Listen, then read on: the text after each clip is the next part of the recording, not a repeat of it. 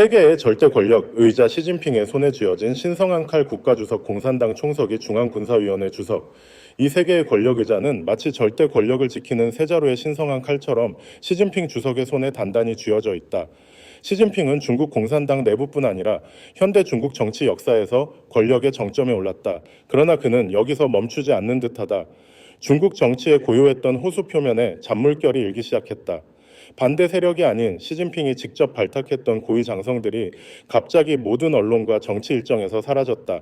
사임도 공식 발표도 기소도 없이 그들은 마치 누군가가 조용히 체스판의 말을 치우듯 정확하고 은밀하게 사라졌다.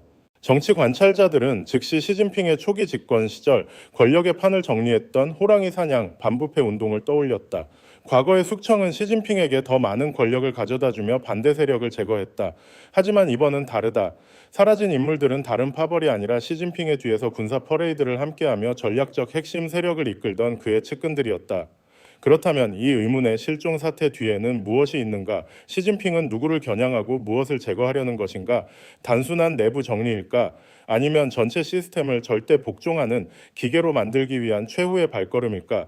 오늘 이 비디오에서 그 모든 것을 파헤쳐 본다. 숙청의 표면 측근들의 연이은 실종 중국 권력의 최상층은 짙은 안개에 휩싸여 있다. 그 안개 속에서 한때 막강한 권력을 휘두르던 인물들이 조용히 사라지고 있다.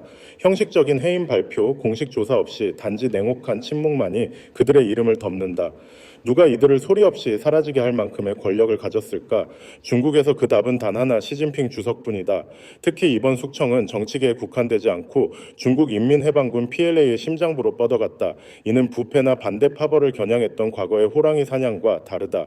이번 숙청은 시진핑에게 절대 충성한다고 여겨졌던 군대 내부, 그가 직접 선택해 핵심 직책에 앉혔던 장성들을 겨냥했다. 사라진 이름들은 낯설지 않다. 전 국방부장 리상푸, 리샹푸 군 정치공작을 총괄했던 묘하 미야오화, 그리고 최근에는 중앙군사위원회 부주석 하위동 헤이웨이동까지 그는 시진핑 바로 다음 가는 군 최고위 인사였다. 이들은 모두 시진핑의 사람으로 군사 퍼레이드에서 그의 뒤를 지키고 국방 전략을 대행했던 핵심 인물들이다. 그런데 갑자기 그들은 공식 설명도 없이 사라졌다. 숙청의 범위는 더 넓어졌다. 전략 무기를 담당하는 로켓군부터 육군, 해군, 공군, 심지어 당에 절대 충성하는 무장경찰까지 모든 군종이 타격을 입었다. 무장경찰 사령관 왕춘닝, 왕춘주마저 흔적도 없이 사라졌다. 내부가 장성들의 증발로 충격에 휩싸인 가운데 베이징은 갑작스럽게 대만 주변에서 대규모 군사훈련을 시작했다. 항모 산둥호가 민감 지역으로 돌진하고 공군 해군 미사일 부대가 일제히 출동했다. 국제 언론은 즉시 이를 보도하며 대만이 경계태세를 강화했다고 전했다. 세계의 이목이 해협에 쏠렸다. 하지만 예리한 관찰자들은 이 훈련이 여론을 분산시키기 위한 연막임을 알아챘다. 진짜 전쟁은 바다 너머가 아니라 중국 군대 내부 권력이 각 군종에서 재편되는 현장에서 벌어지고 있었다. 모든 것이 너무 깔끔하고 규칙적으로 진행되었다. 마치 미리 짜인 각본처럼. 며칠 전 공산당 최고 권력기구인 정치국 회의에서 날카로운 메시지가 나왔다. 게으르고 책임감 없는 자는 즉시 처리된다. 합리적으로 들리지만 문제는 누가 게으름과 책임감 부족을 판단하는가? 그 답은 시진핑 주석뿐이다. 이 회의는 마치 정치 드라마의 서막처럼 이후 이어진 권력자들의 연쇄 퇴장극을 예고했다.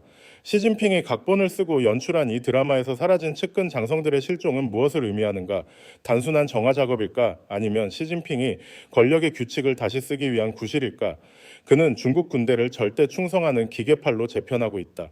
중국 군대의 재구성, 이것은 단순히 인사숙청이나 내부조사가 과장된 이야기가 아니다. 그 이면에는 시진핑이 사람을 교체하는 데 그치지 않고 게임의 규칙 자체를 새로 쓰는 전면적인 질서 재편이 있다. 그의 규칙은 두 가지 유지와 최상층 설계다. 이 새로운 운영체제에서 두 가지 유지라는 충성의 코드에 맞지 않는 자는 시스템 접근이 차단된다. 구체적으로 시진핑은 2012년 집권 후 반부패와 내부 숙청 캠페인을 통해 자신의 입지를 굳혔다. 두 가지 유지 원칙은 2018년 당 내부 규정에 공식화되었고 이후 제19차, 20차 당 대회와 고위급 보고서에서 반복 강조되었다. 간단히 말해 두 가지 유지는 시진핑을 지지하는 것을 넘어 절대 복종을 요구한다. 연설할 때의 눈빛, 보고서의 문구, 심지어 뒤에서 하는 생각과 행동까지 모두 일치해야 한다. 즉 시진핑에 반대하는 것은 당에 반대하는 것이고 당에 반대하는 것은 국가를 배신하는 것과 같다. 두 가지 유지와 함께 시진핑은 최상층 설계 모델을 부활시켜 모든 결정이 위에서 아래로 내려오는 독점 운영 체제를 강화했다. 세계 2위의 군대인 중국 인민해방군은 더 이상 독립적인 전략 사고나 내부 운영 자율성을 가질 수 없다. 각 군종 부대 장성은 모두 중앙의 신호를 기다리는 기계팔처럼 움직여야 한다. 그 중앙은 다름 아닌 시진핑이다. 반박도 피드백도 명령 이탈도 허용되지 않는다. 새 시스템을 구축하려면 낡은 시스템을 지워야 한다. 예를 들어 중국 정치 체제를 거대한 슈퍼컴퓨터에 비유하면 시진핑은 오래된 소프트웨어를 삭제하고 모든 응용 프로그램, 즉 모든 간부와 부대가 동일한 버전으로 작동하는 새 운영 체제를 설치하고 있다. 그가 과거에 승인했던 버전을 쓰는 자라도 이제는 제거 대상이다. 리상푸와 묘화의 사례를 보자. 중국은 이들의 제명 이후로 심각한 정치기강 위반, 군 정치 생태계 오염, 충성심 상실 같은 표현을 공식 발표했지만 국영 언론의 보도는 오히려 단순한 군내 부패가 아님을 시사한다. 제기된 혐의는 많지만 모두 모호하고 반복적이며 금액 시점 혹은 이들이 조작했다는 구조에 대한 구체적 증거는 전혀 없다. 전혀 없다. 조사가 진행되었다는 공개 문서도 없다. 모든 것은 의도적으로 본질을 감추려는 듯한 언어의 안개로 덮여 있다. 군대의 핵심 인물들이 그렇게 사라졌다. 특히 주목할 점은 정직된 이들이 모두 시진핑이 직접 골라 군대 핵심 고리에 배치했던 측근들이었다는 사실이다. 하지만 그들은 구형이 되었다. 이는 단순히 부패한 개인을 제거하는 것을 넘어 중국 군대를 전면적으로 재프로그래밍하려는 의도가 아닌지 의문을 낳는다.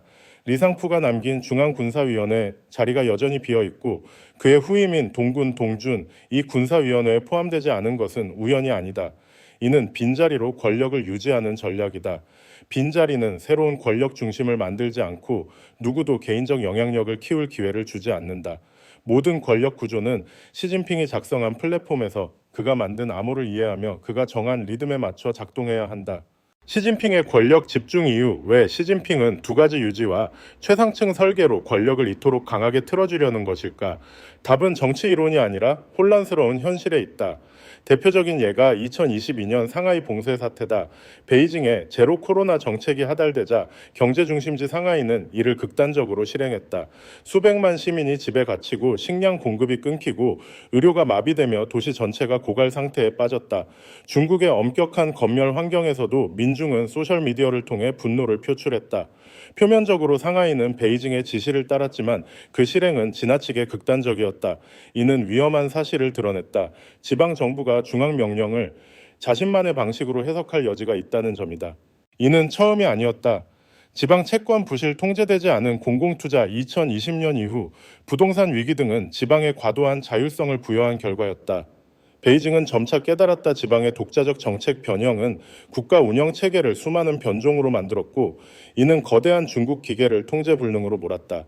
시진핑은 절대적 충성의 기준이 없으면 누구나 권한을 이용해 정책을 왜곡할 수 있고 심지어 심각한 방향으로 탈선할 수 있음을 알았다. 그는 단순한 개혁이 아닌 권력의 소스코드를 새로 쓰는 작업에 착수했다. 절대 권력의 대가, 리상푸, 묘화, 하위동 등 군 고위 장성들의 의문스러운 실종 이후 중국의 정치 군사 회의실은 섬뜩한 냉기로 가득하다. 다음에 체스판에서 제거될 사람이 누구일지 아무도 모른다. 시스템 전체가 경계와 긴장 속으로 빠졌다. 이를 빈 의자 효과라 부른다. 수의모 자리에서 일어나지 않고 진심을 말하지 않으며 고개를 숙이고 침묵한다. 충성은 더 이상 정치적 이상이 아니라 생존의 마스크가 되었다. 관료들은 중앙 문서에 서명하고 정해진 대본대로 말하지만 진정한 헌신은 사라졌다. 그들은 두드러지지 않음으로써 충성을 증명한다. 권력 중심에 가까울수록 신중하고 침묵한다. 한때 강력했던 기계는 이제 비어있는 노래를 부르는 합창단이 되어간다. 군대에서도 지체 현상이 나타난다. 급격한 개혁 인사 혼란, 고위직 공석은 베테랑 장교들을 소극적으로 만든다. 창의적인 아이디어는 반역의 씨앗으로 의심받는다. 이는 수동적 저항이다. 공개적 반발은 없지만 열정도 없다이 없다. 시스템은 느려지고 고의적 실수가 늘며 중요한 부분이 방치된다. 오류는 명령을 내린 중심으로 돌아간다. 더 위험한 것은 모든 권력이 한 사람에게 집중되면 후계자가 없어진다는 점이다. 두 번째 인물은 빛나지 못하거나 성장하기도 전에 제거된다. 후계자 없는 국가는 안정의 상징이 아니라 시한폭탄이다. 절대 권력은 리더가 명민하고 강력할 때만 효율적이다. 그러나 그가 전략적 오류를 저지르거나 건강 문제, 국제적 압박에 직면하면 하나의 결정 구조는 치명적 약점이 된다. 오류를 수정할 자 없고 대체할 자 없다. 중국 역사는 이를 기억한다. 1970년대 말 마오쩌둥 사후 권력 공백은 국가를 공포로 몰았다. 후계자 없이 감히 나서는 자 없었다. 덩샤오핑이 복귀해 재구성했지만 그 과정에서 수백만 명이 실험의 희생양이 되었다. 오늘날 중국은 미국과의 경쟁, 대만 긴장, 인도태평양 반중, 연합 부동산 위기, 경제 성장 등 서방의 기술 압박 등 수많은 도전에 직면해 있다. 만약 시진핑이 마오처럼 사라진다면 그는 후계자 없는 시스템 대안 없는 계획, 권력의 그림자 속에서 살아온 자들을 남길 것이다. 두 가지 유지와 최상층 설계는 안정의 유산이 될까 아니면 더 깊고 위험한 권력 공백의 서막이 될까 아무도 모른다.